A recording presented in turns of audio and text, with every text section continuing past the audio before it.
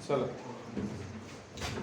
तो कल बात की हमने एलिमेंट्री रो और कॉलम ट्रांसफॉर्मेशन की। ठीक है, हमने देखा कि रोज एक दूसरे के साथ में एक्सचेंज की जा सकती है।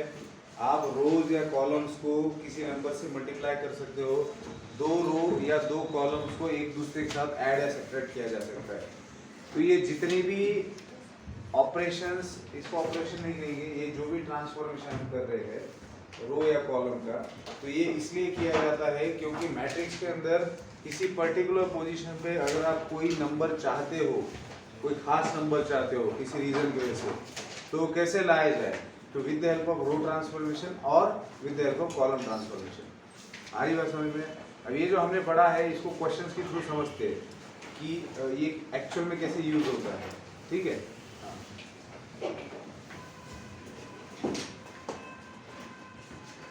मल्टीप्लिकेशन के क्वेश्चंस कीजिए 11th की टेक्स्ट बुक से, भूल मत जाना उसे। 5-10 क्वेश्चन सॉल्व कर लोगे तो मल्टीप्लिकेशन दिमाग में बैठ जाएगा।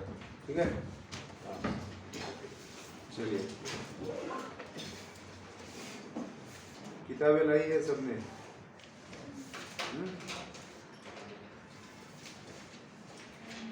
चलो एक्सरसाइज 2.1 देख लो। एक्सरसाइज 2.1 के अंदर क्या दिया है? एक्सरसाइज 2.1 में बोला है, exercise 2.1, apply the given elementary transformation, apply the given elementary transformation on each of the following matrices. नीचे दिए गए हुए मैट्रिसेस के ऊपर जो भी बोला गया है वो एलिमेंट्री ट्रांसफॉर्मेशन अप्लाई करके इक्विवेलेंट मैट्रिक्स लिखे। ये आपको सवाल में पूछा है। सबसे पहले क्वेश्चन के अंदर क्या दिख रहा है आपको? एक्सरसाइज 2.1 पहला क्वेश्चन, एक मैट्रिक्स दिया है ए नामक जिसके अंदर के एलिमेंट्स है 1 0 -1 3 और ट्रांसफॉर्मेशन क्या करना है बेटा? R1 changes with R2। बताइए, ये मैट्रिक्स आपको दिया है। हाँ बेटा, थोड़ा अंदर खिसक जाइए। आपको ये मैट्रिक्स दे रखा है और आपको क्या करना है? ये एलिमेंट्री ट्रांसफॉर्मेशन करना है। तो इसका क्या मतलब होता है? R1 को R2 के साथ में चेंज करना है, दोनों का इंटरचेंज। तो जो मैट्रिक्स आपको मिलेगा that will be equivalent to A। तो क्या लिखेंगे? R1 मतलब रो 1 वो जाएगा रो 2 की जगह पर और रो 2 जाएगा रो 1 की जगह पर। हो गया काम खत्म। आई बात समझ में? हाँ, हो गया। आपको सवाल बस इतना पूछा है कि दिए गए मैट्रिक्स में जो भी एलिमेंट्री ट्रांसफॉर्मेशन करने के लिए बोला है वो कीजिए। ठीक है, हाँ। अब क्वेश्चन नंबर 2 की बात करते हैं। नंबर 2 के अंदर आपका बी मैट्रिक्स दे रखा है 1 -1 3 2 5 4। ठीक है, 1 -1 3 2 5 4।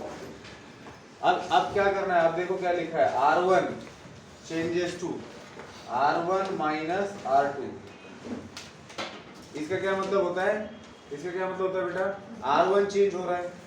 कैसे चेंज करना है R1 को?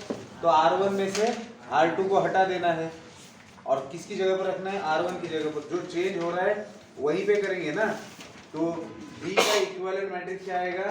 देखो, इसके अंदर R2 के अंदर कोई चेंज आ रहा है क्या? चेंज कौन होने वाला है? R1। तो पहले सबसे पहले जो चेंज नहीं होता उसको एज इट इज लिख लेते ताकि कोई कंफ्यूजन ना रहे।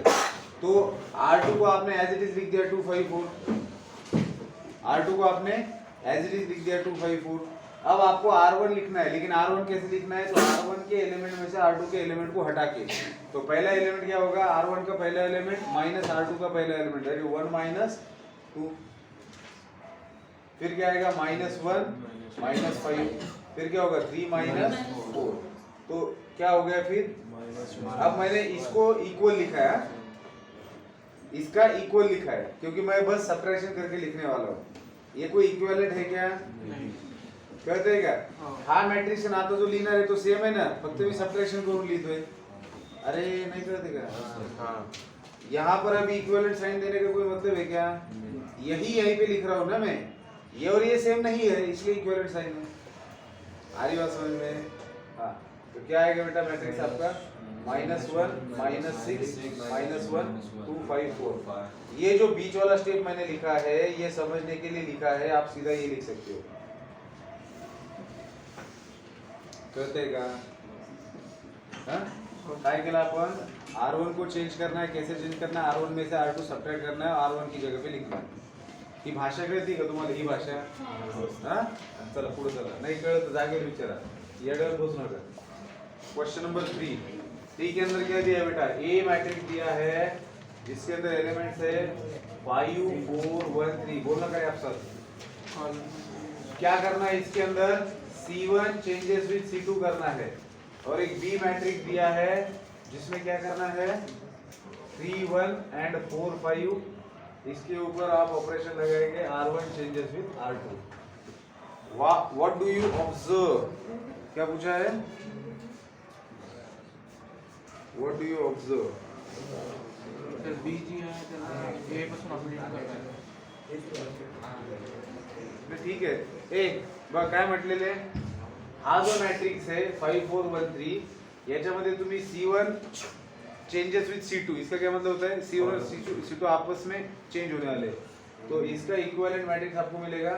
C1 है 5 1, उसकी जगह आएगा 4 3, और 4 3 की जगह आएगा 5 1. तो आपने इस मैट्रिक्स के ऊपर ये elementary transformation, column transformation apply कर दिया, तो आपको नया इक्विवेलेंट मैट्रिक्स मिला जो आपस में कॉलम की पोजीशन चेंज कर रहा है. यहाँ पर क्या हो रहा है? बी का इक्विवेलेंट मैट्रिक्स रो 1 रो 2 एक दूसरे के साथ चेंज करने, तो 3 1 पहला रो है जो बन जाएगा दूसरा, 4 5 दूसरा रो है जो बन जाएगा पहला. क्या दिख रहा है? A and B are equal. बस ये ऑब्जर्व कर रहे हैं हम लोग, और इससे ज्यादा कुछ ऑब्जर्वेशन है नहीं. ठीक है, ये दोनों इक्वल आ चुके हैं. सर वो ए और बी ही लिखेंगे हम उनको, वो इक्विवेलेंट मैट्रिक्स जो है उनको भी ए और बी ही लिखेंगे. वो क्या दिक्कत है उसमें? ठीक है. हाँ, या फिर ऐसा लिखो, ए और बी मत लिखो. जो नए दो मैट्रिक्स मिले हैं, ए का इक्विवेलेंट मैट्रिक्स और बी का इक्विवेलेंट मैट्रिक्स आर इक्वल. ठीक है. हाँ, आगे एक क्वेश्चन 4. ए क्या दे रखा है? 1 2 -1. बी क्या दिया है? 0 1 बी. सॉरी, बी नहीं दिया, सेकंड रो दिया है. तो इसको क्या करना है? 2C2 करना है. और जो बी दिया है दैट इज 1 0 2 2 4 5. इसके ऊपर क्या करना है? -3 R1 करना है. और नीचे क्या पूछा? Find the addition of the 2 new matrices. जो दो नए मैट्रिक्स बनेंगे उनका एडिशन करना है. इस मैट्रिक्स के ऊपर ये कॉलम ट्रांसफॉर्मेशन करके जो ऑब्टेन होगा, इस मैट्रिक्स के ऊपर ये रो ट्रांसफॉर्मेशन करके जो नया मैट्रिक्स अवेलेबल होगा, उन दोनों का हमें एडिशन करना है. तो इस वाले का इक्विवेलेंट मैट्रिक्स क्या होगा बेटा? इस वाले का इक्विवेलेंट मैट्रिक्स क्या करना है? जो सेकंड कॉलम है उसको 2 से मल्टीप्लाई करना है. याद रखना, C2 मतलब क्या? Second column. उसको क्या करना है? 2 से मल्टीप्लाई करना है. तो कौन से दो एज इट इज रहेंगे? पहला कॉलम जैसा है वैसा रहेगा, तीसरा कॉलम जैसा है वैसा रहेगा, और दूसरे कॉलम को क्या करना है? आपको 2 से मल्टीप्लाई करना है. तो 2 2 4 2 1 2. तो आपने ए मैट्रिक्स का इक्विवेलेंट मैट्रिक्स ऑब्टेन किया. कैसे ऑब्टेन हुआ वो? सेकंड नंबर के कॉलम को 2 से मल्टीप्लाई करने के बाद. फिर आपको इसका इक्विवेलेंट मैट्रिक्स ऑब्टेन करना है विच इज इक्विवेलेंट टू. कैसे आएगा? पहले रो को -3 से मल्टीप्लाई करना है, मतलब दूसरा रो जैसे के वैसे रखना है. बताइए, समझ में आ रहा है? तो पहले रो को कैसे मल्टीप्लाई कर रहा है? -3 से. तो पहले रो को -3 से मल्टीप्लाई किया तो 1 × -3 -3 × 0 -3 × 2. तो ए का इक्विवेलेंट मैट्रिक्स ये मिला है आफ्टर दिस ट्रांसफॉर्मेशन. बी का इक्विवेलेंट मैट्रिक्स ये मिला है आफ्टर दिस ट्रांसफॉर्मेशन. ये जो दो नए मैट्रिक्स आए हैं इनका एडिशन करना है. तो पहला जो नया मैट्रिक्स है वो क्या है? 1 4 -1 0 2 3. इसके अंदर ऐड करना है. किसको ऐड करेंगे बेटा? -3 0 -6 2 4 5. अब इन दोनों को ऐड करना है आपको. तो क्या होगा इसका एडिशन? 1 -3 -2 4 + 0 -1 -6 0 + 2 2 + 4 3 + 5 8.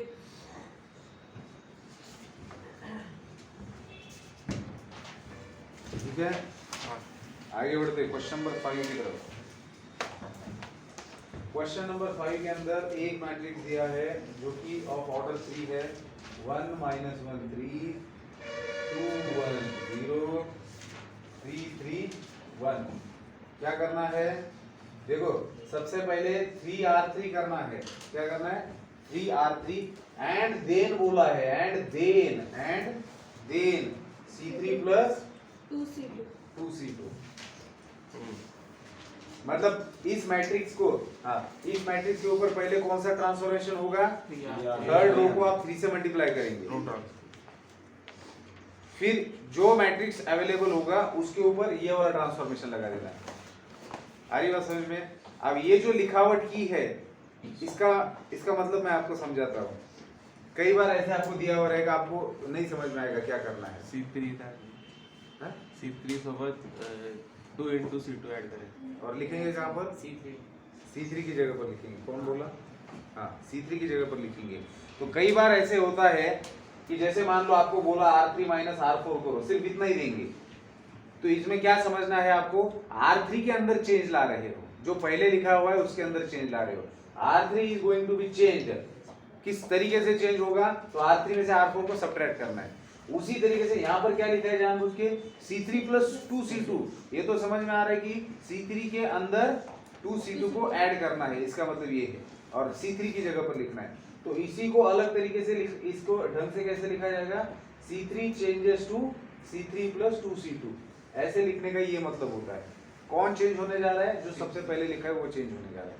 कैसे चेंज होने जा रहा है, तो सेकंड कॉलम को 2 से मल्टीप्लाई करके उसको ऐड कर देना है। सर त्याने म्हटलं 2C2 प्लस C3 तो मग तो C2 चेंज हो जाएगा। अगर 2C2 प्लस C3 लिखेंगे तो C2 is going to be changed, how it is going to be changed, 2C2 plus C3। ठीक है, हाँ, इसको याद रखेंगे। तो अब इस वाले में क्या करना है आपको, इक्विवेलेंट मैट्रिक्स। हाँ, सबसे पहले क्या करेंगे, अब ये भी तो आप देखिए ना, सीधा 3R3 लिखा है, इसका क्या मतलब होता है, R3 is going to change how, by multiplying 3। आ रही बात समझ में? तो 3R3 लिखना और R3 is going to be changed in this way, ये बात को समझिए आप। ठीक है, हाँ, तो अब लिखूं मैं सीधा ऐसे 3R3। तो 3R3 किया तो व्हाट इज इक्विवेलेंट मैट्रिक्स, पहला रो एज इट इज, दूसरा रो एज इट इज, और तीसरा रो 9 9 3। अब ये ऑब्टेन हुआ है इस रो ट्रांसफॉर्मेशन की वजह से। अब जो मिला है उसके ऊपर ये कॉलम ट्रांसफॉर्मेशन अप्लाई करना है। सो C3 प्लस 2C2, और इसी को कैसे लिखा जाएगा, C3 changes to C3 plus 2C2। ये भी लिख लेना ताकि बाद में समझ में आएगा कि ये और ये लिखावट दिखने में अलग है, लेकिन इसका मतलब क्या होता है। हाँ, तो दिस इज इक्वल, अब इस मैट्रिक्स का इक्विवेलेंट मैट्रिक्स ऑब्टेन करेंगे by applying this column transformation. तो इसमें कौन चेंज हो रहा है बेटा, C3। तो पहले 2 कॉलम एज इट इज रहेंगे, तो पहले उनको लिख लेते हैं। पहला कॉलम क्या है, 1 2 9, दूसरा कॉलम क्या है, -1 1 9। अब तीसरा कॉलम चेंज हो रहा है, कैसे चेंज होगा, C3 के अंदर 2C2 ऐड करना है। तो C3 क्या है 3, इसके अंदर ऐड क्या करना है 2 टाइम्स C2 मतलब -1। C3 क्या है 0, इसके अंदर ऐड करना है 2 टाइम्स C2 मतलब 1। C3 क्या है 3, इसके अंदर ऐड करना है 2 टाइम्स C2 मतलब 9। अब इस मैट्रिक्स का इक्विवेलेंट मैट्रिक्स आपको मिलेगा, क्या है वो, 1 -1 3 -2 1 2 1 2 9 9 21। मैंने इसका इक्वल लिखा ही है क्योंकि मैंने सिर्फ इसके कैलकुलेशन आगे फॉरवर्ड कर रखे। करते क्या, इसका इक्विवेलेंट लिखा है क्या, नहीं, क्योंकि इसके ऊपर कोई ट्रांसफॉर्मेशन किया है क्या मैंने बस ये वाला जो स्टेप है जो मैं डायरेक्टली नहीं कर सकता था, तो उसको बस सिंपलीफाई करके नीचे लिखा है। तो ये और ये सेम मैट्रिक्स है। करते हैं, लिखूं क्या होगा, एक्सरसाइज 2.1 देख रहे हैं हम लोग, जो लोग लेट आए हैं। सेकंड टॉपिक का एक्सरसाइज 2.1 जो डिपेंडेंट है एलिमेंट्री ट्रांसफॉर्मेशन के ऊपर। एंडिंग में ये क्या किया हमने बेटा, C3 कॉलम के अंदर चेंज करना है। कैसे चेंज करना है, तो C3 कॉलम के अंदर रो कॉलम 2 का एलिमेंट ऐड करना है, लेकिन 2 से मल्टीप्लाई करके। तो 3 प्लस -2 क्या किया मैंने, C3 का कॉलम का तो एज इट इज आएगा ना, C3 एलिमेंट क्या है 3, उसके अंदर क्या करना है, ऐड करना है। तो C3 प्लस मतलब 3 प्लस 2 टाइम्स C2 के अंदर का पहला एलिमेंट क्या है -1, तो 2 into -1। फिर C3 0 प्लस 2 टाइम्स ऑफ 1, फिर C3 3 प्लस 2 टाइम्स ऑफ 9, ठीक है, लिखेंगे। हुआ क्या? हुआ? जिनका हुआ है वो लोग 6th वाला ट्राई करें। अच्छा सब कर लिए? 7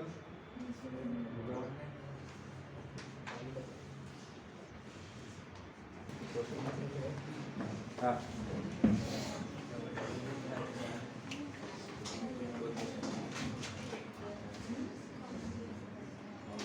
बर ह्या एक्सरसाइज ही एक्सरसाइज खूप छोटी आहे, त्याच्यामुळे असं समजू नका काही जणांना जरी रो ट्रान्सफॉर्मेशन कॉलम ट्रान्सफॉर्मेशन मध्ये आणखी तेवढे एक्सपर्ट बनलेले नसतील, ही शुरुआत है फक्त। अभी हमें आगे जितने भी क्वेश्चन सॉल्व करने इनवर्स फाइंड आउट करने के लिए उसके अंदर रो और कॉलम ट्रांसफॉर्मेशन ही यूज करना है और उससे आपकी बहुत अच्छी प्रैक्टिस हो जाएगी, ठीक है। हाँ चलिए आगे बढ़ते हैं। क्वेश्चन नंबर 6 के अंदर मैट्रिक्स क्या दे रखा है? ए मैट्रिक्स है। हाँ? सेमच है नहीं याच्यामध्ये थोडी आणखी पहले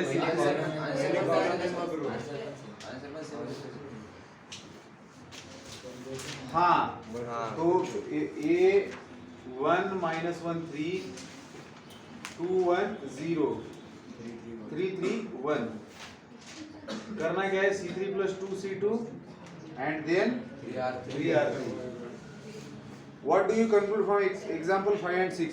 देखो एग्जाम्पल 5 और 6 के अंदर क्या है? एग्जाम्पल 5 के अंदर हमें यही मैट्रिक्स दिया गया था, बस हमने 3R3 का ऑपरेशन पहले किया था और उसके बाद में कॉलम का ऑपरेशन किया था, ठीक है। अब 6 के अंदर हम लोग क्या कर रहे हैं? पहले कॉलम वाला ऑपरेशन कर रहे हैं, बाद में रो वाला ऑपरेशन कर रहे हैं। तो इससे हम लोग क्या कंक्लूजन निकाल सकते हैं कि रो एंड कॉलम ट्रांसफॉर्मेशन अगर आप करते हो तो दैट इज कॉम्यूटेटिव। कॉम्यूटेटिव का मतलब क्या होता है? अगर आप 2 plus 3 ले रहे हो तो 5 आ रहा है, 3 plus 2 कर रहे हो तो भी 5 आ रहा है। कहते हैं का नंबर्स के बारे में बोल रहा हूं मैं। तो कॉम्यूटेटिव प्रॉपर्टी क्या होती है कि ऑर्डर एक जो पोजीशन होता है, आप कोई भी कैलकुलेशन करते हो, जैसे मल्टीप्लिकेशन और एडिशन कॉम्यूटेटिव है, लेकिन सब्ट्रैक्शन और डिवीजन कॉम्यूटेटिव है क्या? उनका अगर पोजीशन चेंज कर दिया आंसर सेम आएगा क्या? 2/1 क्या होता है? 2 होता है, लेकिन अगर मैंने पोजीशन चेंज कर दिया 1/2 हाफ हो जाएगा। तो डिवीजन इज नॉट कॉम्यूटेटिव। तो यहाँ आपको बताया जा रहा है अगर आप किसी मैट्रिक्स के ऊपर दो अलग अलग तरीके के ट्रांसफॉर्मेशन अप्लाई करते हो, चाहे रो करो फिर उसके बाद कॉलम करो, फिर आप उन दोनों का क्रम बदल देते हो।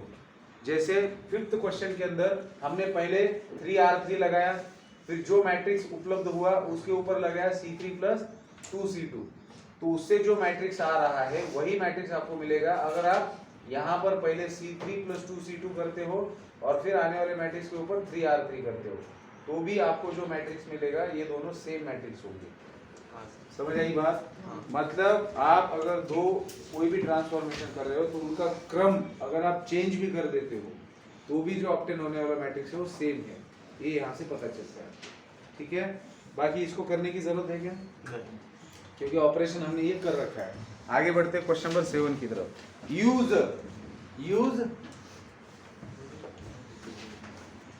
Use suitable transformation on matrix. अब इसको नाम नहीं दिया तो मैं नाम दे देता हूँ 1 2 3 4 to convert it into upper triangular matrix. Sir ते 3 च्या खाली अजून एक नंबर ऍड करून दे, 4 च्या खाली एक अजून नंबर ऍड कर।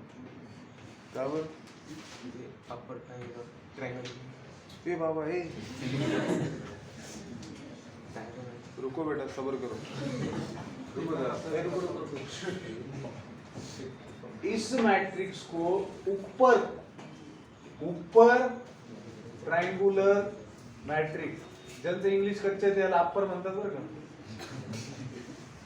का, कच्च्या इंग्लिश वाले लोक याला अप्पर म्हणते, जिनका अंग्रेजी ठीक ठाक है वो लोग भी अप्पर ही बोलते, जिनका बहुत बढ़िया ऊपर बोलते, तो मैं ऊपर बोलता हूँ। अपर ट्रायंगुलर मैट्रिक्स बनाने का क्या मतलब है? जो इन्होंने अभी नया कॉन्सेप्ट लॉन्च किया है अभी तो ये उनका निजी मत है इसके ऊपर, ठीक है, जिसको कंसिडरेशन में नहीं लेना है। यहां बोला गया है जो दिया गया मैट्रिक्स है उसको कन्वर्ट कीजिए अपर ट्रायंगुलर में, अपनी तरफ से नंबर मत ऐड कीजिए। आप तो ऑर्डर चेंज करने निकल गए। अपर ट्रायंगुलर मैट्रिक्स बनाना है मतलब आप क्या कह रहे हो, 0 0 दे दो। हाँ, दूसरा कौन सा ही नंबर डाल दो। वो आज काय नाही करत. जे आहे तेच त्याच्यासोबतच, no extra adding, no subtracting, no adding बिडिंग, कळतंय का? जे दिलेलं आहे त्याच्यासोबतच रो ट्रान्सफॉर्मेशन करा, कॉलम करा। पहिले तुम्ही मला सांगा 2x2 चा जो मैट्रिक्स है उसका ऊपर ट्रायंगुलर मैट्रिक्स क्या होता है? 3 की जगह 0 होना चाहिए। मतलब मेन डायगोनल के नीचू का एलिमेंट 0 होना चाहिए। तो अगर मुझे इसको अपर ट्रायंगुलर बनाना है तो मेरा टारगेट सिर्फ इतना रहेगा कि इस पोजीशन पे जो भी नंबर है मैं उसको 0 में कन्वर्ट करूं बाय यूजिंग सुटेबल रो और कॉलम ट्रांसफॉर्मेशन। अब इसमें आपको जो सही लगता है वो आप कीजिए, रो कीजिए, कॉलम कीजिए, कोई पर्टिकुलर आंसर नहीं। इसको आंसर सिर्फ क्या है कि मुझे A21 पोजीशन पे 0 लाना है। वो लाने के लिए अगर मैं रो ट्रांसफॉर्मेशन इस्तेमाल करता हूँ ठीक है, कॉलम करता हूँ ठीक है। अगर मान लो मुझे रो ट्रांसफॉर्मेशन का इस्तेमाल करके इसको लाना है तो मैं कैसे लाऊंगा? सबसे पहले इस यहाँ पर 0 लाना है, मतलब सिर्फ इसी के अंदर मैं चेंज ला सकता हूँ क्या? उसके साथ ये भी चेंज होगा, पूरा रो चेंज होगा। आ रही बात समझ में? तो चेंज किसके अंदर लाना है? R2 के अंदर चेंज लाना है। तो कौन is going to change? R2 is going to change. How it should be changed? So that at the place of 3 there must be 0। तो अगर 3 के जगह पर 0 लाना है, ए सबको ना कले हानि पर हाँ हाँ अच्छा चुकून समजलं का? हाँ. काही जण मुद्दाम पोट्टे जे मुद्दाम सांगते चोरी असले धंदे करीत नाही।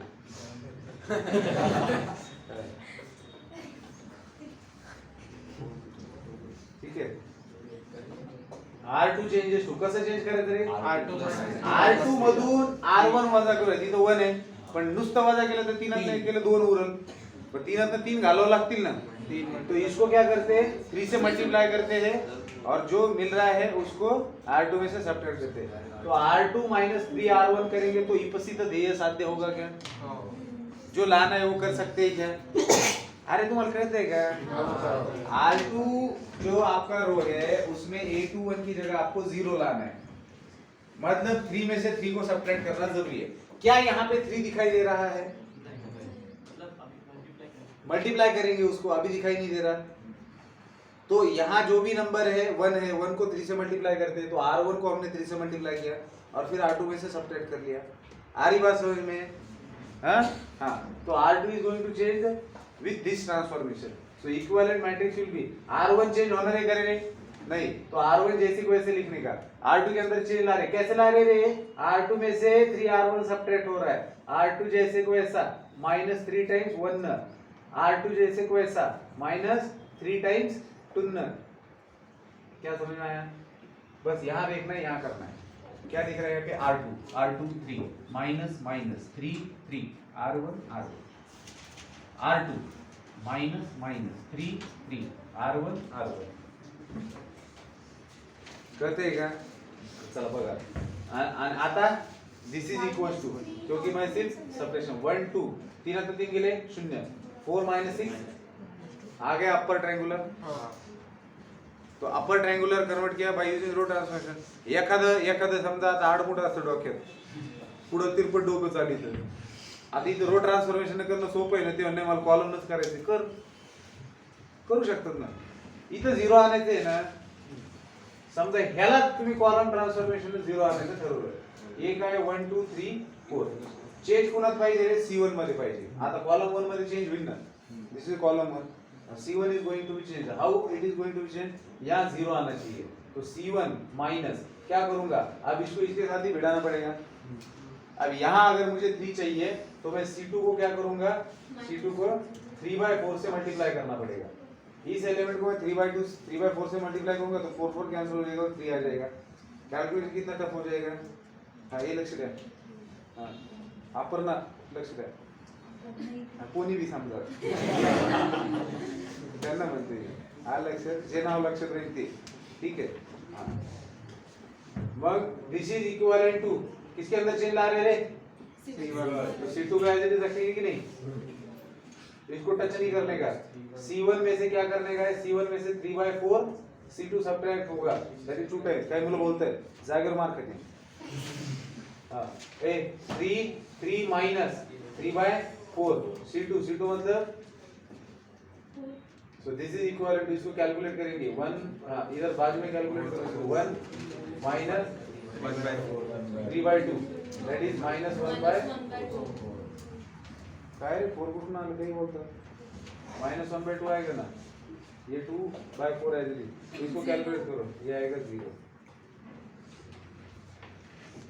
आता ये दोन्ही यहाँ पे हमने 0 R2 लिखा था तो फिर वो 0 हो जाएगा और दोनों भी 0 हो जाएगा ये भी एक तीसरा तरीका है 0 टाइम्स R2 लेकिन एक बात बताऊं यहाँ ये चल जाता है क्योंकि यहाँ पर सिर्फ अपर ट्रायंगुलर बनाना है मतलब मिनिमम ये एलिमेंट 0 लाना है तो आपने बहुत आसान तरीका अप्लाई किया या तो C1 को 0 से मल्टीप्लाई करो या R2 को 0 से करो ठीक है चल जाएगा ये लेकिन ये है कि ऐसा नहीं करना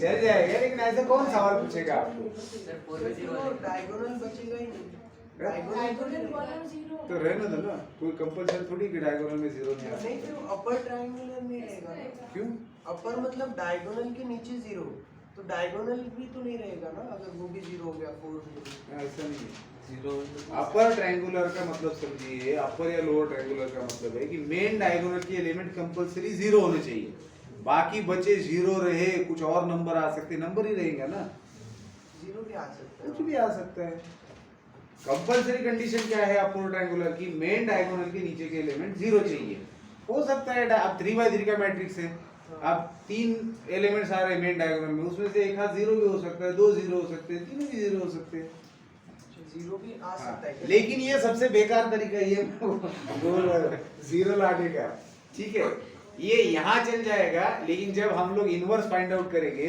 या फिर अपर ट्रायंगुलर जब बनाना होता है तब आपको साइमल्टेनियस इक्वेशंस को सॉल्व करना होता है वहां पे दिक्कत आती है तो अभी चल जाएगा मतलब ये पॉसिबल है लेकिन करने का नहीं है आ रही बात समझ में हाँ अभी जैसे मान लो सिर्फ यहाँ पर ये करने के लिए बोला है तो हमें कोई फर्क नहीं पड़ता ये 0 बन जाने से लेकिन कई बार सिचुएशन ऐसी होती है कि स्ट्रिक्टली मेन डायगोनल के नीचे कोई 0 बनाना है आ रही बात समझ में तभी हमें जो ऑब्टेन करना है वो मिल सकता है सब 0 होने से नहीं मिल सकता तो ऐसी सिचुएशन में नहीं करेंगे कहते हैं हाँ हाँ तो ये भी पॉसिबल है कि 0 into R2 कर दो या कॉलम 1 को 0 से मल्टीप्लाई कर दो लेकिन ये सबसे ऐसी स्थिति में करना है कि जिस स्थिति में बिल्कुल दिमागी काम ना करे लेकिन ऐसा सवाल ही नहीं पूछते अभी तो हम सीख रहे हैं ना ट्रांसफॉर्मेशन ठीक है हाँ तो समझ में आया क्या चलो आगे बढ़ते हैं क्वेश्चन नंबर 8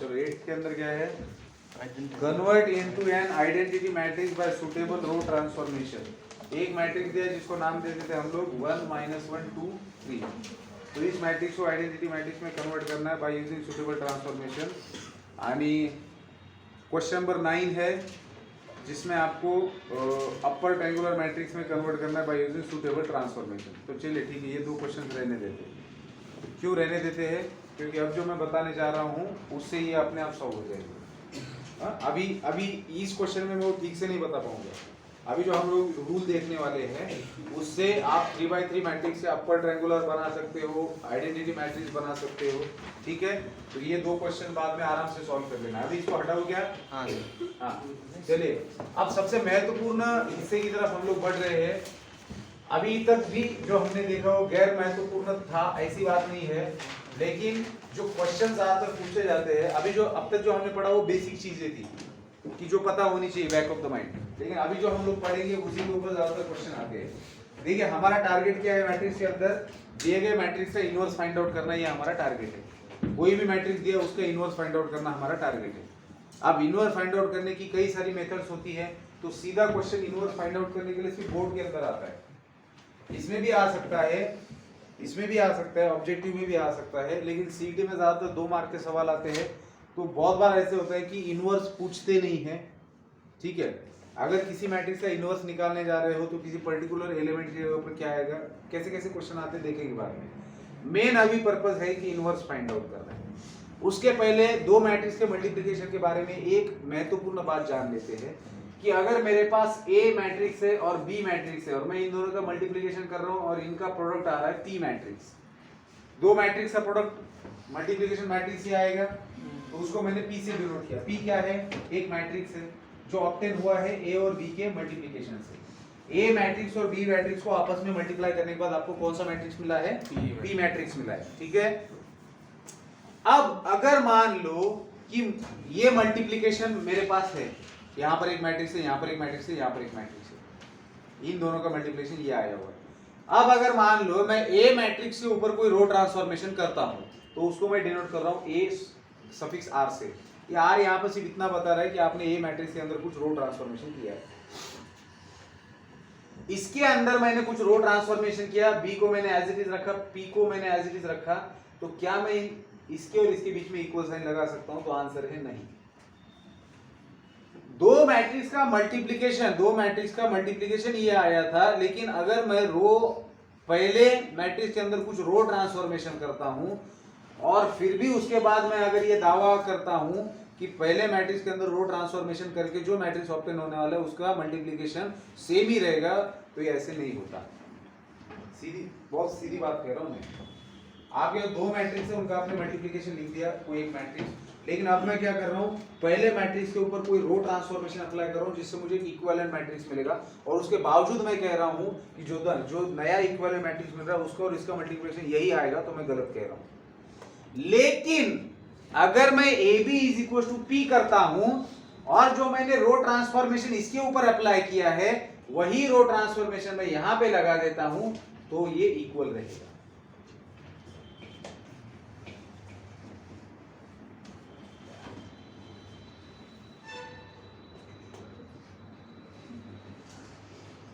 करते का काय कर मॅट्रिक्स असेल तर आपण रो ट्रान्सफॉर्मेशन केलं आणि मल्टिप्लिकेशन केल्यानंतर जो प्रोडक्ट येईल त्याचे रो ट्रान्सफॉर्मेशन करायचं मग ते सेम राहतील।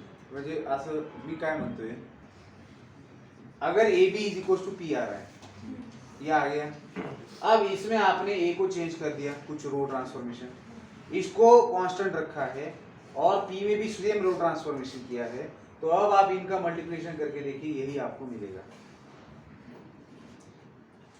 करो माइंड में, सोचो क्या मैंने कहा है, समझ में आ रहा है क्या कह रहा हूं मैं। अगर 2 मैट्रिक्स का मल्टीप्लिकेशन आपके पास दिया है तो लेफ्ट हैंड साइड का जो मैट्रिक्स है उसमें अगर कोई रो ट्रांसफॉर्मेशन करते हो तो वही आंसर वाले मैट्रिक्स में कीजिए, तो भी वो प्रोडक्ट वैलिड रहेगा, नहीं समझ में आ रहा? कहते का मग जर माझ्याकडं A into B is equal to PA आणि आता मी लेफ्ट हँड साइडचा मॅट्रिक्स ऍज इट इज ठेवतोय आणि राईट हँड साइडच्या मॅट्रिक्स वरती काहीतरी कॉलमन ट्रान्सफॉर्मेशन करतोय आणि मग मी A into B is equal to P लिहितोय, तर परत मी चुकीचा ठरतोय।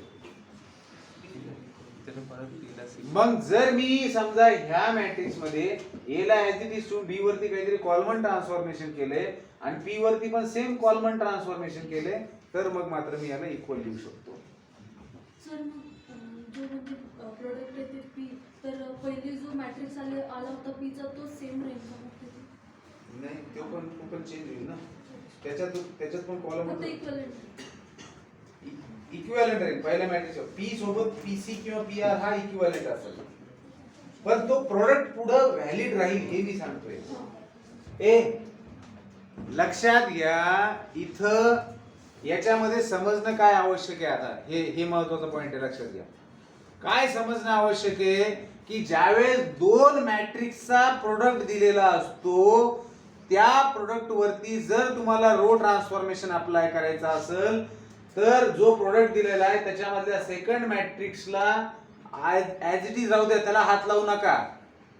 लेफ्ट हँड साइडच्या मॅट्रिक्स वरती रो ट्रान्सफॉर्मेशन करा, राइट हँड साइडच्या मॅट्रिक्स वरती सेम रो ट्रान्सफॉर्मेशन करा, तो प्रोडक्ट पुढे व्हॅलिड राहील। तुम्हाला आणखी हा प्रोडक्ट व्हॅलिड ठेवायचा आहे, आणखी याच्यावर रो ट्रान्सफॉर्मेशन करायचे करत बसा, पण सेम ह्याच्यावर करा तर हा प्रोडक्ट व्हॅलिड राहील. कळतंय का? सर आपण जर एला तर स्टूडेंट बी वर जर रो ट्रांसफॉर्मेशन केलं तर मग हाँ, अब आपने शास्त्री जी ने सही चीज पूछी है. अगर मैं ए को कांस्टेंट रखता हूं और बी के ऊपर रो ट्रांसफॉर्मेशन करता हूं और सेम रो ट्रांसफॉर्मेशन यहाँ करता हूं तो प्रोडक्ट इक्वल नहीं रहेगा. यही महत्वपूर्ण बात मैं अभी बताने वाला था कि जब आपको किसी दो मैट्रिक्स के प्रोडक्ट के ऊपर रो ट्रांसफॉर्मेशन अप्लाई करना है तो कंपल्सरीली आपको जिन दो मैट्रिक्स का मल्टीप्लिकेशन कर रहे हो उसमें से पहले मैट्रिक्स के ऊपर रो ट्रांसफॉर्मेशन अप्लाई करना, दूसरे को एज इट इज रखना है. अगर आप कॉलम ट्रांसफॉर्मेशन की बात कर रहे हो तो लेफ्ट हैंड साइड के मैट्रिक्स को एज इट इज रखना है, राइट हैंड साइड के ऊपर कॉलम ट्रांसफॉर्मेशन करना है, तभी जाके प्रोडक्ट वैलिड रहेगा.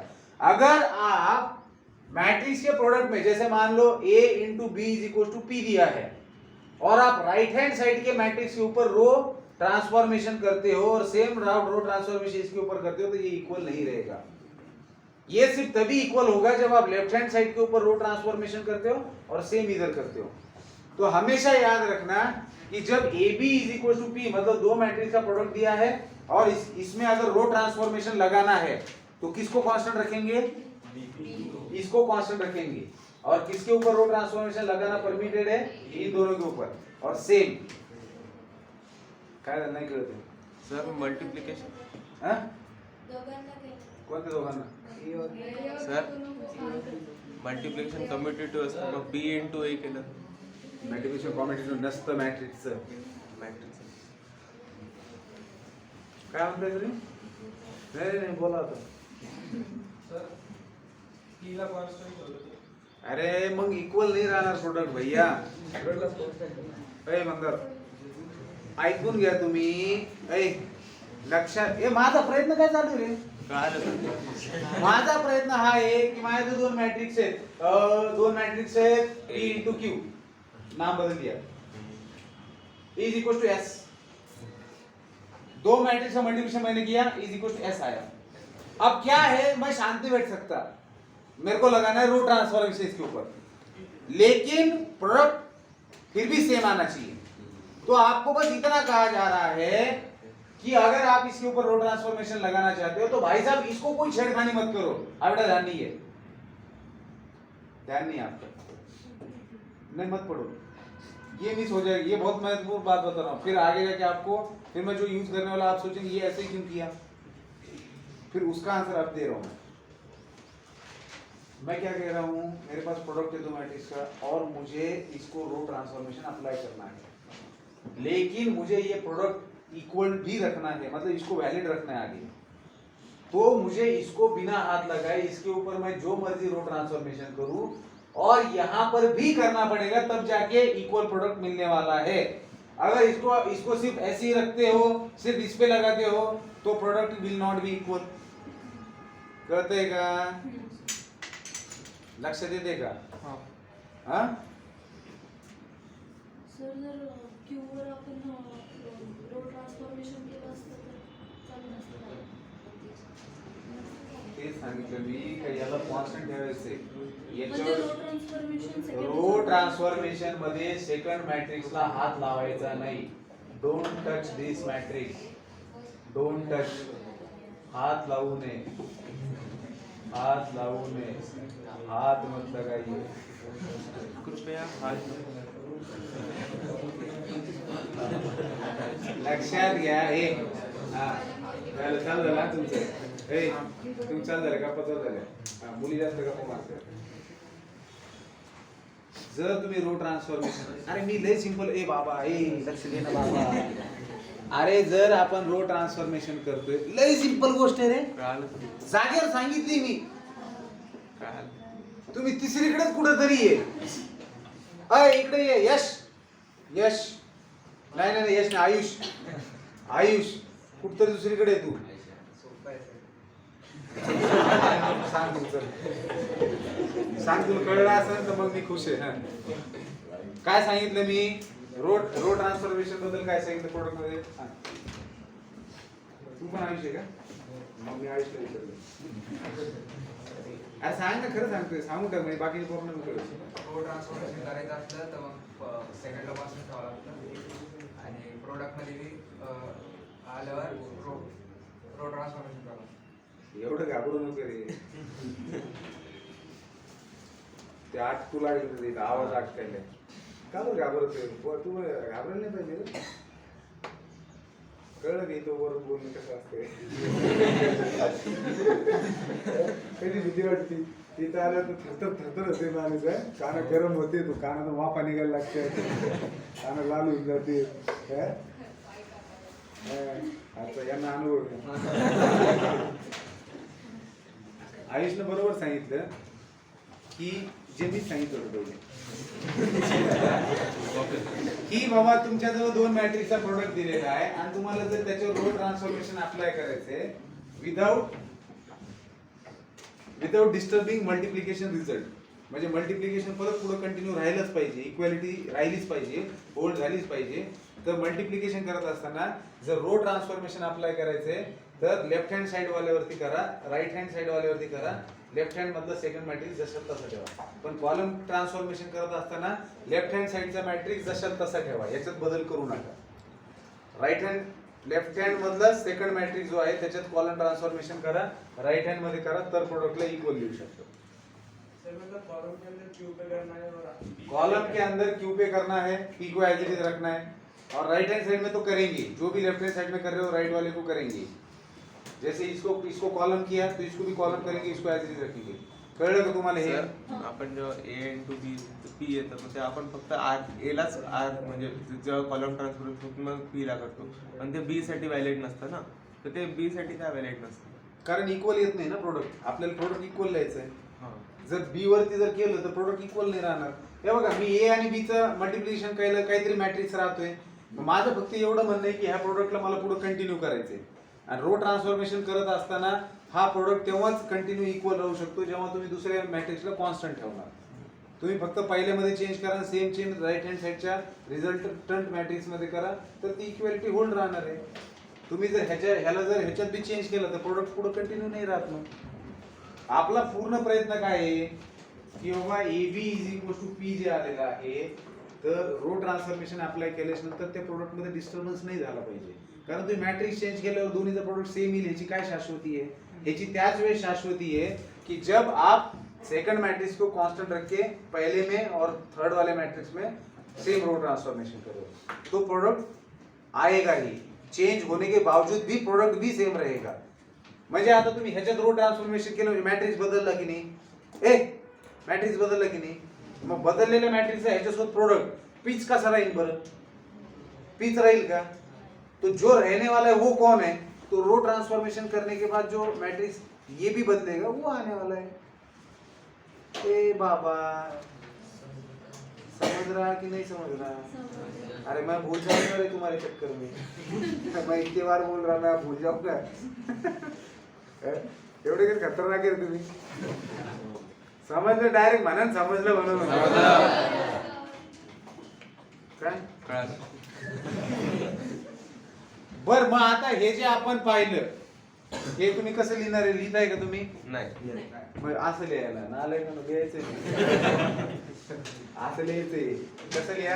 हे बघा, पहिली गोष्ट लिहा A B is equal to P. बरोबर आहे?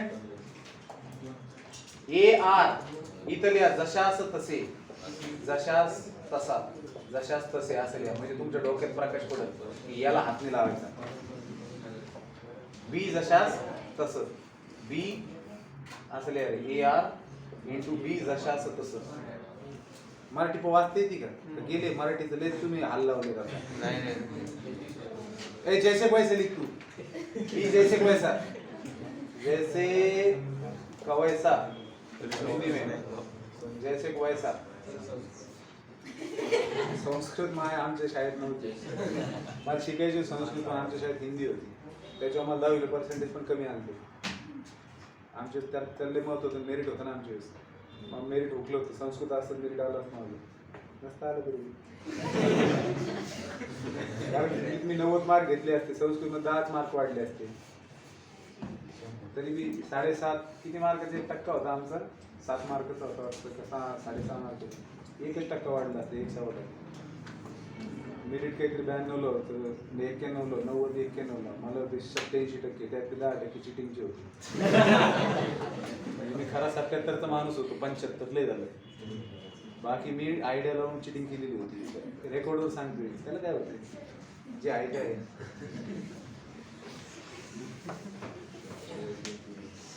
असं बी आपण पाठ करतो चिटिंगच करतो ना. मी फक्त काही गोष्टी पहिलेच पाठ नाही करतो, तीच जाऊन लिहिले पाहून एखादी गोष्ट समजून नाही घेता पाठ करून लिहिण्याला काय अर्थ आहे का? आजकाल ते काम कम्प्युटर करायले, मोबाईल करायले, तुमची मेमरी कार्ड करते. इथं पाठ करून तिथं जाऊन लिहिण्यापेक्षा डायरेक्ट पाहून लिहायचं कशाला? मेमरी कार्ड देऊन टाका, नाही तर मटेरियल देऊन टाकायचं. त्याला काय अर्थ आहे का? अशी आपली एकदम सिस्टम होती. बरं जाऊ दे ना. हे कळलं का तुम्हाला? आणि दुसरं, जर माझ्याकडे A × B = P आहे, मला कॉलम ट्रान्सफॉर्मेशन करायचं असेल, A जशाला तसं, A जशाला तसं इंटू B C म्हणजे काय? B वरती कॉलम ट्रान्सफॉर्मेशन होते. सेम कॉलम ट्रान्सफॉर्मेशन करा, तर हे इक्वल राहील. म्हणजे इथं पण इक्वल साइन व्हॅलिड होते, इथं पण equal sign valid Raheel.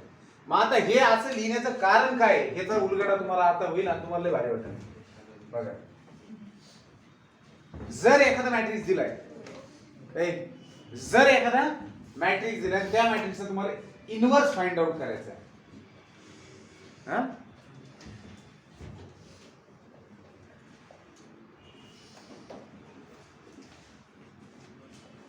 inverse of a matrix. If let A be any matrix of order n. लक्षात ठेवा, फक्त स्क्वेअर मॅट्रिक्सच इनव्हर्स फाइंड आउट करायचा असतो. रेक्टँग्युलर मॅट्रिक्सचा इनव्हर्स फाइंड आउट करता येत नाही. कळते? सिर्फ स्क्वायर मैट्रिक्स का इनवर्स फाइंड आउट करेंगे. इसलिए मैंने क्या लिखा? Order n. ऑर्डर n का मतलब क्या? या तो 2 ऑर्डर का मैट्रिक्स हो गया, 3rd ऑर्डर का, 2x2 है, 3x3, बस 2 ही मैट्रिक्स आपके पास रहेंगे. बस 2 ही मैट्रिक्स आपके पास. 4x4 का भी अस्तित्व में नहीं है आपके लिए. बस 2x2 और 3x3. हाँ, तस करत नाही. चल कस तरी झालं की थोडं शरीराला पाहिलं आपल्याला. सोबतच बसत जाय बोलतोय, नाही तर मारेपर्यंत तुला असं सांगून. बाकी ज्यांना प्रश्न पडले नेमकं काय झालं, काही नाही, त्यांना मागून मारलं त्याला. तस करीत जाऊ नको रे. Let A B any matrix of order N. ए करमत नव्हतं काय तुला? Let A B matrix of order N, then inverse of A is denoted by A डोक्यावर -1. A इनवर्स एक कोणताही मॅट्रिक्स आहे, त्याचा इनवर्स कसा डिनोट केला जाईल? A इनवर्स ना. समजा माझ्याकडे बी मॅट्रिक्स आहे, त्याचा इनवर्स कसा डिनोट केला जाईल? B raised to the power -1. आता हे raised to the power -1 नसतं बरं का. कोण कुठं काय डोकलं सांगता येत नाही. उलट बी इनवर्स आहे, कळतंय? मग 1/b नाही समजायचं. बी इनवर्स म्हणजे मॅट्रिक्स आहे, फक्त डिनोट केलाय बी इनवर्स ना. हा, तर कोणताही मॅट्रिक्स दिला त्याचा इनवर्स कसा डिनोट केला जातो? त्या मॅट्रिक्सच्या डोक्यावर -1. मग let A B any matrix of order N काय सांगते? फक्त स्क्वेअर मॅट्रिक्सचा इनवर्स एक्झिस्ट होतो. Let A B matrix of order N, then inverse of A is denoted by this.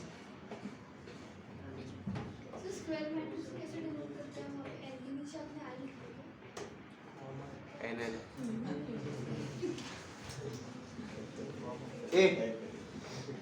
Then inverse of A is denoted by A inverse and is defined as A inverse is equal to I.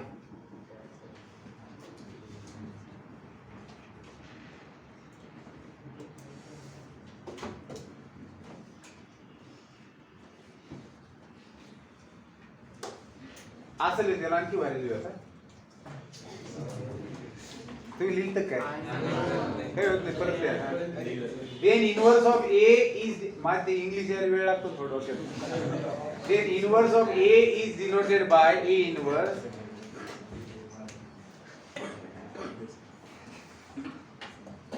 and double आलं का नाही ना A B any matrix of order n then inverse of a is denoted by inverse and it exists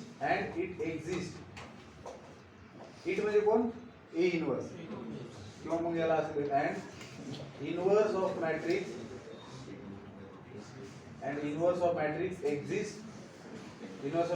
exists only if determinant is not equal to 0. Only if determinant is not equal to 0. Determinant म्हणजे non singular matrix म्हणजे सगळ्यात पहिल्यांदा तुम्हाला दिलेल्या मॅट्रिक्सचा inverse काढायचा तर त्याचा डिटरमिनंट काढणं गरजेचं आहे. तो 0 नाही आला तुम्ही लिहा आणखी मी मिटवू शकतो बरं का मी तुला बोलली मला आणखी भारी इंग्लिश वाटली तुम्ही परत मिटून परत भारी लिहिणार आम्ही लिहिणारच नाही. त्याच्यावर लिहू नको लक्ष दे याड्या ते सांगते inverse of matrix exists only if exists तुम्हाला तिथं ओनली दिसतं इकडून लांबून MLY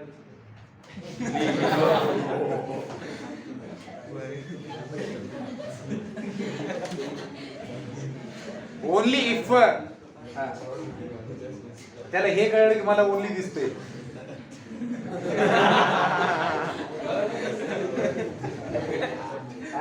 inverse of matrix exists only if determinant is not equal to 0 and is calculated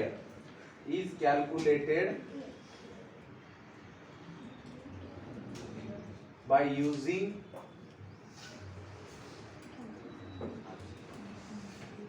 following equation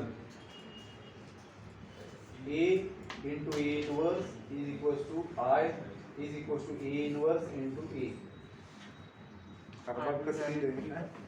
आय म्हणजे आयडेंटिटी I मतलब आइडेंटिटी मॅट्रिक्स where आता याचे वर तुला काय दिसेल माहिती नाही where हे आहे थोडा असं करतो याला असं करतो याला असं करतो where I is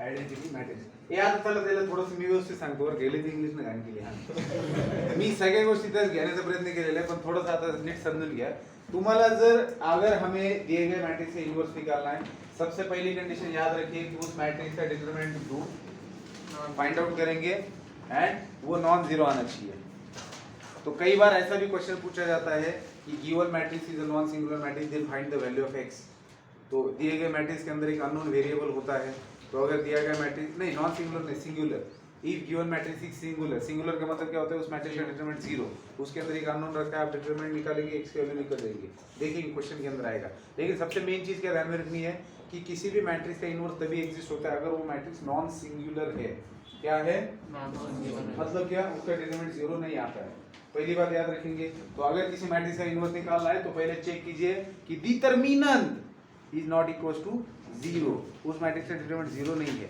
अब डिटरमिनेंट 0 नहीं है तो इनवर्स एग्जिस्ट करेगा अब इनवर्स अगर फाइंड आउट करना है बाय रो और कॉलम ट्रांसफॉर्मेशन अब हम लोग क्या देख रहे हैं inverse of matrix finding inverse of matrix ये देखो ऐसा है अपना finding inverse of matrix by elementary transformation by row और column transformation by using row और कॉलम ट्रांसफॉर्मेशन रो और कॉलम ट्रांसफॉर्मेशन ठीक है ए या बात या असं काय तयार झालं तुम्ही पहिले लिहिलं असेल तर चेंज करा finding inverse of a matrix by using row और कॉलम ट्रांसफॉर्मेशन ये और है और ट्रांसफॉर्मेशन तर बघा काय करतो ते आपण सगळ्यात पहिल्यांदा डिटरमिनंट नॉट इक्वल टू 0 तरच इनवर्स एक्झिस्ट करतो मी इथे लिहिले inverse of matrix exist only if determinant is not equal to 0 and is calculated by using नहीं and is calculated and if we want to find inverse by row or column transformation,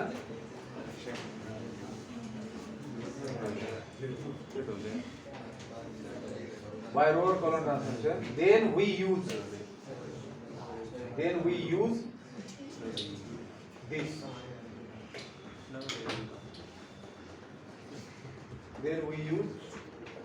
following equation. अरे अच्छी चीजें ऐसी नहीं बनती, बहुत बार खोड़खाड़ करके बनानी पड़ती है. Then we use following equation, that is A into A inverse is equal to I is equal to A inverse into A. तुम्हाला वाटतं यास काय दिलं हो बात? ए अगर इस मैट्रिक्स का ये इनवर्स है तो दोनों का मल्टीप्लिकेशन आइडेंटिटी मैट्रिक्स आता है. सबसे पहले समझिए, किसी भी मैट्रिक्स का कोई अगर इनवर्स होता है तो इसका मतलब है कि दोनों का मल्टीप्लिकेशन आइडेंटिटी मैट्रिक्स आता है.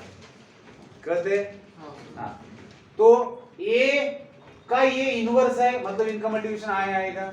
लेकिन जो मतलब पहले आपने मैट्रिक्स को उसके इनवर्स से मल्टीप्लाई किया, अब आप इनवर्स को मैट्रिक्स से मल्टीप्लाई कर रहे हो.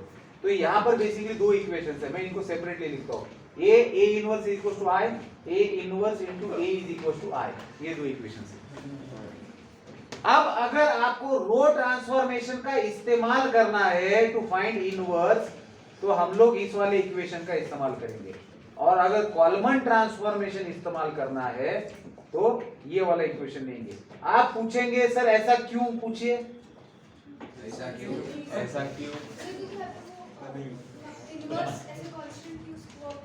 करेक्ट. बस इन्हीं को समझ में आया, जो भी समझ में आया जो मैंने अभी बताया. सांगा ना म्हणते लीव. अरे शांत. अभी जो प्रोडक्ट वाली बात बताई थी ना, वो इसलिए बताई थी. यहाँ क्या हो रहा है, ये मैट्रिक्स और ये मैट्रिक्स, इसका प्रोडक्ट कोई और मैट्रिक्स आ रहा है, कुछ तो मैट्रिक्स आ रहा है. तो अब अगर मुझे ये फाइंड आउट करना है, मतलब ये मेरे पास है नहीं, तो मैं क्या करूंगा, दिया गया मैट्रिक्स लिखूंगा, उसका इनवर्स जो निकालना है ये तो मुझे पता नहीं है, तो इसके ऊपर मैं कुछ नहीं कर सकता, इसको एज इट इज रखना है. और ये अगर 3/3 का मैट्रिक्स है तो मैं आइडेंटिटी लूंगा आगे 3/3 का, क्योंकि यहाँ पर मुझे ऐसा मैट्रिक्स ढूंढना है कि इन दोनों का मल्टीप्लिकेशन आइडेंटिटी आ जाए. तो मैं सीधे नतीजे पे जा रहा हूँ कि अगर मुझे किसी मैट्रिक्स का इनवर्स निकालना है तो वो मैट्रिक्स लिखा, उसका इनवर्स मतलब ए इनवर्स लिख दिया और आगे आइडेंटिटी लिखा. अगर 2/2 का है तो 2/2 का आइडेंटिटी लिया, 3/3 का मैट्रिक्स है 3/3 का लिया. अब जब मुझे रो ट्रांसफॉर्मेशन इस्तेमाल करना है तो मैं A into A inverse is equal to I लिख रहा हूँ. अब मुझे फाइंड आउट ये करना है तो मैं इसको कांस्टेंट रखूंगा.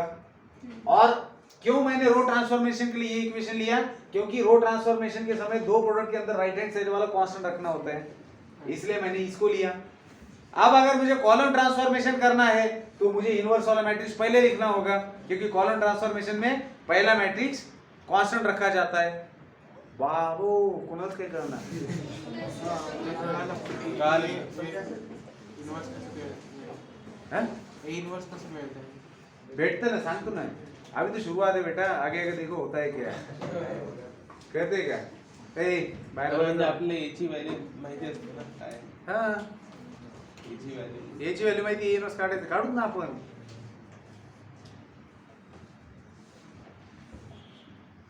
तो अगर रो ट्रांसफॉर्मेशन इस्तेमाल करने तो इक्वेशन कौन सा इस्तेमाल होगा? A into A inverse is equal to I. I क्या है? Identity matrix. Where I is identity. Where I is identity matrix of order n. अब मैंने ऑर्डर n क्यों लिखा है? क्योंकि A का ऑर्डर n है, तो जो भी A का ऑर्डर होगा उसी ऑर्डर का आइडेंटिटी मैट्रिक्स लिखेंगे. हाँ, ऑफ ऑर्डर n. I क्या लेना है? Identity matrix. तो सवाल कैसा आएगा कि find the inverse of given matrix by using row transformation. जैसे ये सवाल कोई आपको फेंक के मारेगा तो आपको तुरंत इक्वेशन लेना है ये वाला.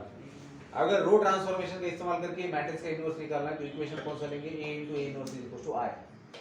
अगर कोई पूछता है कि A is a given matrix and find its inverse by using column transformation, तो इक्वेशन कौन सा लेंगे? A inverse into A is equal to I. समझ में आ रही बात?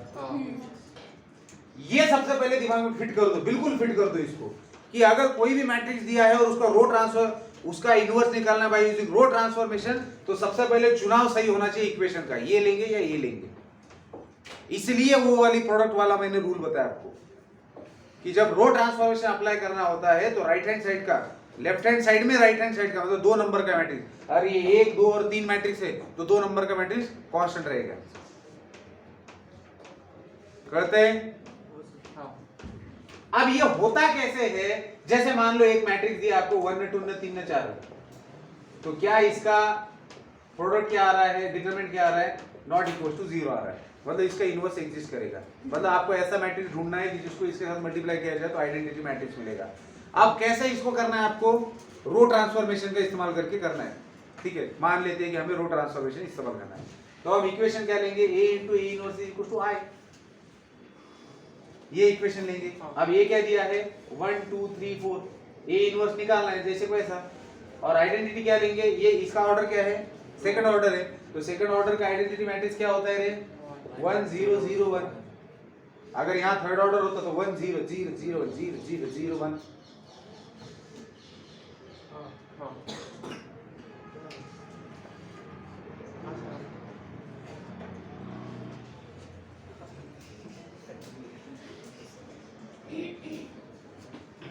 वो भी म्हणत नाही काय माझ्याशी त्याला वाटते परेशान होऊ द्या।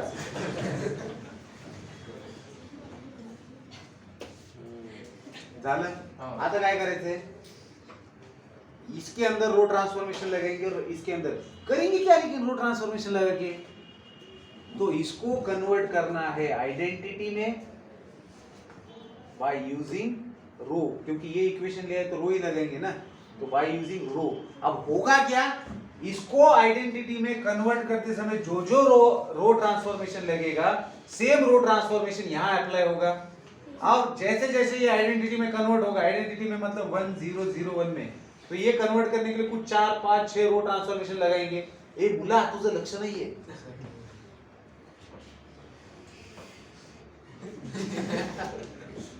तुम्ही ना आयन मोक्यावर कुठतरी चालले जाता रे, महत्वाचं काहीतरी सांगत असतो ते हातासोबत असं करत बसते। अरे इथं लक्ष दे बाबा, ते पुन्हा घरी जाऊन कर, तुझे हात आहेत। ए के अंदर ए को चेंज करना है आइडेंटिटी मैट्रिक्स में, इसको आइडेंटिटी मैट्रिक्स में चेंज करने के लिए जो भी रो ट्रांसफॉर्मेशन किए जा रहे सेम यहां पर अप्लाई होंगे। अब ये तो ऐसे के ऐसे नहीं बना रहेगा, ये आइडेंटिटी में कन्वर्ट हो जाएगा तब तक ये कुछ और आएगा, और जब ये आइडेंटिटी में कन्वर्ट होगा तो ये बन जाएगा i into a इनवर्स, आणि this is equal to something different from this.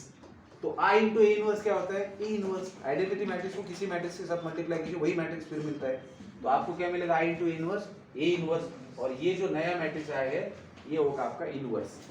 इसको अगर आप a के साथ मल्टीप्लाई करोगे तो आपको i मिल हे जाएगा। नाही कळालं सर, याच्यानंतर काय केलं? त्याच्यानंतर हां आपने इसको आइडेंटिटी बनाने के लिए जो भी रो ट्रांसफॉर्मेशन करेंगे सारे रो ट्रांसफॉर्मेशन यहाँ अप्लाई होंगे, तो ये कन्वर्ट होके नया मैट्रिक्स आपको मिलेगा, नया। ते झालं ना मॅट्रिक्स। अरे यार मी याच्यामुळे हे असं जनरल मध्ये सांगत नाही, आता काय करूया, टाइम काय झाला, झालाय ना? 10 मिनिटं. 9 वाजायला. 9 ला 10 मिनिटं क्लास संपलाय, बावळ्यांनी तुम्हाला सांगतेच ना का 5 वाजले, ऐकून घे। हे जेवढ्यांना कळलं ठीक आहे, उद्या डायरेक्ट एक्झाम्पल घेऊया, विषय खतम, आलं लक्षात, चला।